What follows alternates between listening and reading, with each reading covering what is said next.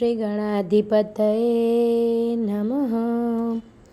નમસ્કાર ભક્ત મિત્રો, આજે આપણે આ વિડીયોની અંદર જાણીશું કે ગણપતિ દાદાની પ્રેમ ભાવથી સ્થાપના કરી અને 10 દિવસ દરમિયાન ઉત્સાહથી પૂજા કરી અને પછી એમનું વિસર્જન કેમ કરવામાં આવે છે. તો ચાલો આપણે વિડીયોની શરૂઆત કરીએ.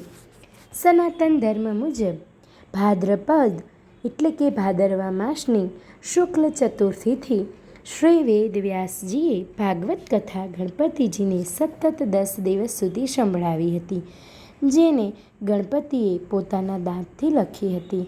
10 દિવસ પછી જ્યારે વેદવ્યાસજીએ આંખ ખોલી તો જોયું કે 10 દિવસની અથાગ મહેનત બાદ ગણેશજીનું તાપમાન ખૂબ જ વધી ગયું છે. તરત જ વેદવ્યાસજીએ ગણેશજીને નિકટના કુંડમાં લઈ જઈ અને ઠંડા કર્યા હતા.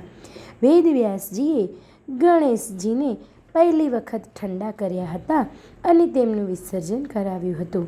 તેથી ભાદ્રપદ શુક્લ ચતુર્થીના રોજ ગણેશની સ્થાપના કરવામાં આવે છે અને ભાદ્રપદ શુક્લ ચતુર્દશી અર્થાત અનંત ચતુર્દશીના રોજ તેમને ઠંડા કરી તેમનું વિસર્જન કરવામાં આવે છે. ગણેશજીને લીલા અને ધૂમ્રવર્ણ રંગ વધુ પ્રિય છે.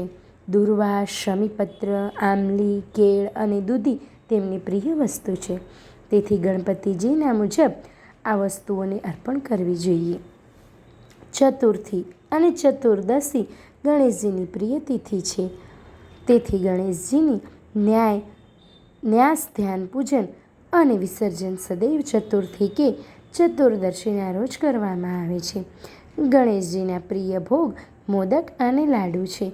લાલ રંગના ગુડહલના ફૂલ એટલે કે ચાઇના રોઝ ગણપતિજીને ખૂબ જ પ્રિય છે. તેમનું મુખ્ય અસ્ત્ર પાશ અને અંકુશ છે. તો હવે આપણે જાણીશું વિસર્જનની પૂજા. અનંત ચતુર્દશીના પર્વ પર 10 દિવસીય ગણેશ ઉત્સવનું સમાપન થશે. સાર્વજનિક સ્થાનો અને ઘરોમાં સ્થાપિત ગણપતિજીની મૂર્તિનું વિસર્જન થશે. શાસ્ત્રો મુજબ માટી દ્વારા અનંત નિર્મિત ગણપતિજીની મૂર્તિઓ જે સ્થાપિત કરવામાં આવે છે તેમનું વિસર્જન કરવું અનિવાર્ય છે. તેથી શાસ્ત્રો મુજબ ગણપતિજીની મૂર્તિઓનું વિસર્જન જળમાં જ થવું જોઈએ. ખુદના ઘરમાં જ પવિત્ર પાત્રમાં ગંગાજળમાં થોડાક ટીપા નાખી અને શેષ શુદ્ધ જળ મિક્સ કરી અને મૂર્તિનું વિસર્જન કરવું જોઈએ. વિસર્જન પહેલાં ગણપતિની વિધિવત પૂજા કરવી જોઈએ. વિસર્જન પૂજન વિધિ. વિસર્જન પહેલાં સ્થાપિત ગણપતિજીની મૂર્તિની વિધિવત ષોડશોપચાર પૂજન આરતી કરો. ગણપતિજીની મૂર્તિ પર સિંદૂર ચડાવવું જોઈએ. 21 લાડુઓનો ભોગ લગાવવા જોઈએ અને તેમાંથી 5 લાડુ મૂર્તિ પાસે ચડાવવા જોઈએ અને 5 બ્રાહ્મણને પ્રદાન કરી દેવા જોઈએ. બાકીના લાડુ પ્રસાદના સ્વરૂપમાં વહેંચી દેવા જોઈએ અને ત્યારબાદ ગણેશજીને 21 દૂર્વા ચડાવવા જોઈએ. તો આ હતી ગણપતિ દાદાના વિસર્જન અંગેની માહિતી. ધન્યવાદ ભક્ત મિત્રો. જો આપને આ વિડીયો ગમ્યો હોય તો વિડીયોને લાઈક કરો, ચેનલને સબસ્ક્રાઈબ કરો અને બેલ આઇકન દબાવવાનું ભૂલતા નહીં.